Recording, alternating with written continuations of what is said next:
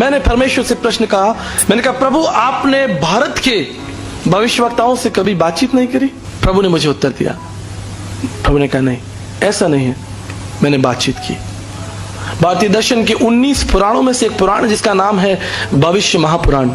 भविष्य महापुराण के प्रतिसर्ग भरत खंड में वेदव्यास जी लिखते हैं, स्वैतवस्कत्रम ईशपुत्रम क्वारी गर्भसमम ईसा मसीहा इतिच मम नाम प्रतिष्ठनम।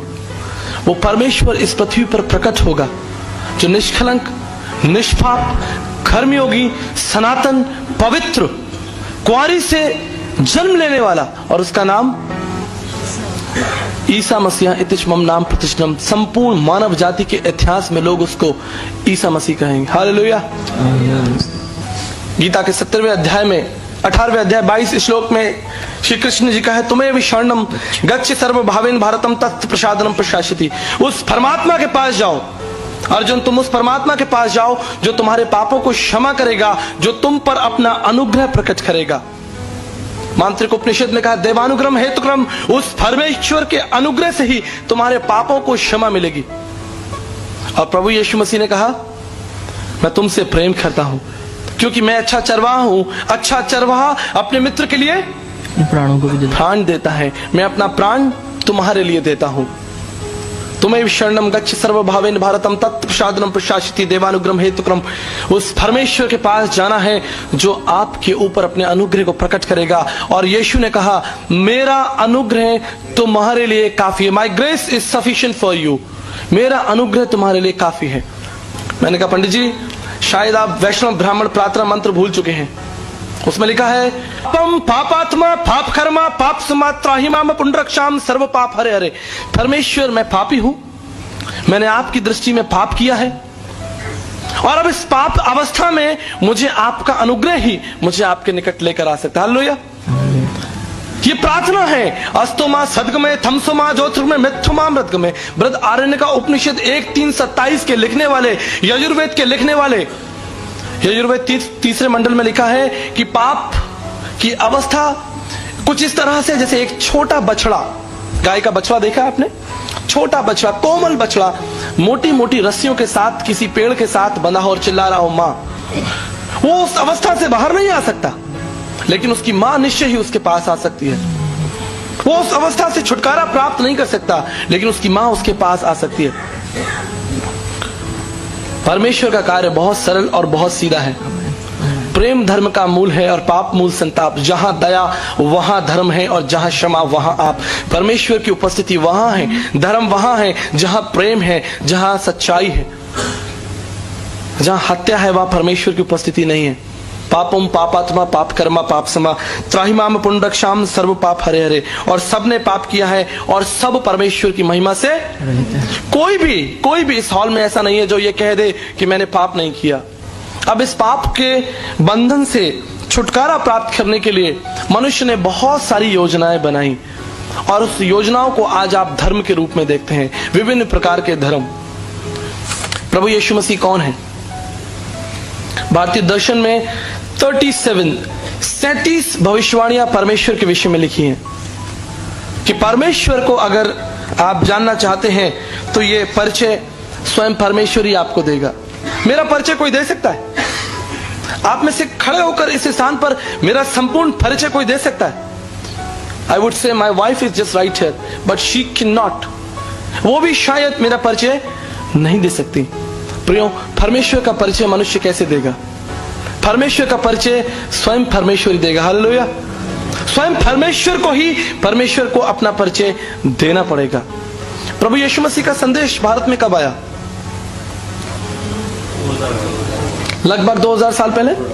लेकिन आपको जानकर आश्चर्य होगा, इब्रानियों पहला अध्याय पहला पद हम निकाल लेंगे जल्दी से। Book of Hebrew chapter 1 verse 1।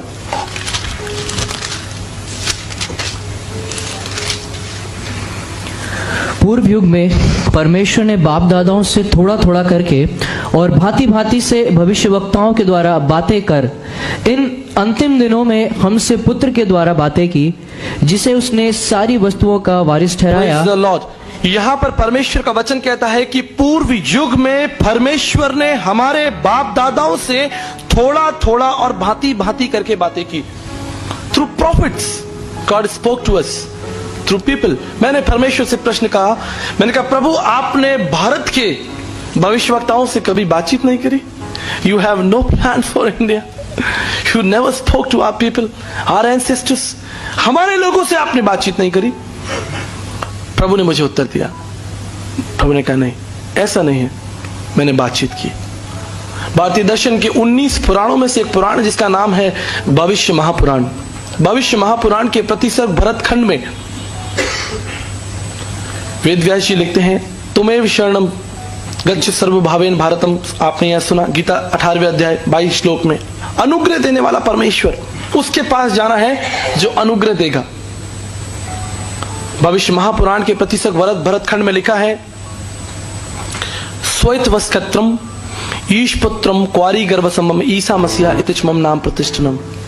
वो परमेश्वर इस पृथ्वी पर प्रकट होगा जो निष्कलंक, निष्पाप, कर्मयोगी, सनातन, पवित्र, क्वारी से जन्म लेने वाला, और उसका नाम ईसा मसीहा इतिच मम नाम प्रतिष्ठनम। संपूर्ण मानव जाति के इतिहास में लोग उसको ईसा मसीह कहेंगे। हालेलुया। हमारा परमेश्वर किसी जाति, किसी समाज, किसी देश से जुड़ा हुआ नहीं है, लेकिन संपूर्ण पृथ्वी पर राज्य करने वाला परमेश्वर है। परमेश्वर का वचन कहता है उसने बोलकर पृथ्वी को बनाया है। God has no caste, no religion. परमेश्वर का कोई धर्म नहीं है, परमेश्वर की कोई जाति नहीं है। प्रियो, आज भारत के कोने कोने में हम जाकर प्रभु यीशु मसीह के संदेश को बांटते हैं। अलग अलग प्रकारों के लोगों से हमारा प्रतिदिन मिलना होता है। कई स्थानों पर लोग कहते हैं तुम्हारा प्रभु यीशु मसीह तो एक विदेशी परमेश्वर है, तुम्हारा प्रभु यीशु मसीह तो ईसाइयों का परमेश्वर है, तुम्हारा यीशु मसीह तो अंग्रेजों का परमेश्वर है। प्रियो, भारतीय दर्शन शास्त्र में लिखा है, शब्दाक्षर परम ब्रह्म शब्दो ब्रह्म, आदि में वचन था, वचन परमेश्वर के साथ था, वचन देहधारी हुआ। परमेश्वर का वचन हमें सिखाता है कि वो परमेश्वर जो अज्ञात परमेश्वर था वो देहधारी हुआ, प्रकट हुआ, हमारे बीच डेरा किया। मांत्रिक उपनिषद भारतीय दर्शन शास्त्र में लिखा है, शब्दो ब्रह्म, शब्द ही परमेश्वर है, शब्दाक्षर परम ब्रह्म, और शब्द देहधारी होकर हमारे बीच में रहा। 33.5 ईयर्स, 33 साल से अधिक का समय वो हमारे बीच मनुष्य बनकर रहा।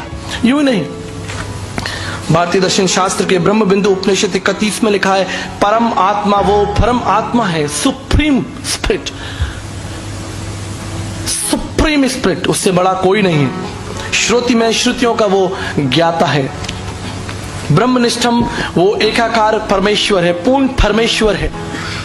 सा ब्रह्मचारी वस्त्रशा, वो एक सिद्ध ब्रह्मचारी परमेश्वर है। मांत्रिक उपनिषद के इस लक्ष्य को सिर्फ और सिर्फ हम प्रभु यीशु मसीह के जीवन में देख सकते हैं। यद्यपि संसार में बहुत सारे देवी देवता, गुरु, महात्मा, पीर पैगंबर, संत आए, लेकिन उपनिषदी इस लक्ष्य में सब ब्रह्मचारी वस्त्रशा कोई भी फिट नहीं होता सिवाय यीशु मसीह के। एक कर्मयोगी, सन्यासी, पवित्र जीवन। तुलसी याजक आय के कौन भयो समृत, कंचन पे कुंचन किन्न न पस। कौन इस संसार में ऐसा हुआ, संत तुलसीदास जी कहते हैं, जिसने पाप नहीं किया। मौसम कौन कुटिल खलखामी, पापी कौन बड़ो है मोसे सब पत्तन में नामी। इस संसार का सबसे बड़ा पापी मैं हूं, संत तुलसीदास जी कहते हैं। प्रियो, इस पाप के भवसागर से निकलने के लिए क्या रास्ता है? From my last 17 years, 17 साल के कठोर परिश्रम के बाद यीशु मसीह को मैंने मोती की तरह चुनकर अपने जीवन का त्राता बनाया है। चुनकर, जानकर कि यीशु मसीह कौन है। मनुष्य आज पूर्ण रूप से पतित, पाखंडी हो चुका है, पाप की अवस्था में पूर्ण रूप से गिर चुका है। उसके लिए कोई दूसरा रास्ता नहीं कि वो इससे बाहर निकल आए, सिवाय इसके कि उसके लिए एक दंड दिया जाए। आपने गलती की है, आपने पाप किया है। पापम पापात्मा पाप कर्मा पाप समात्राहिमाम पुनरक्षाम सर्वपा। हम में से हर एक व्यक्ति जो इस स्थान पर बैठा है, चाहे वो किसी जाति, भाषा, कुल, समाज, क्षेत्र का क्यों ना हो, जान ले कि वो पापी है।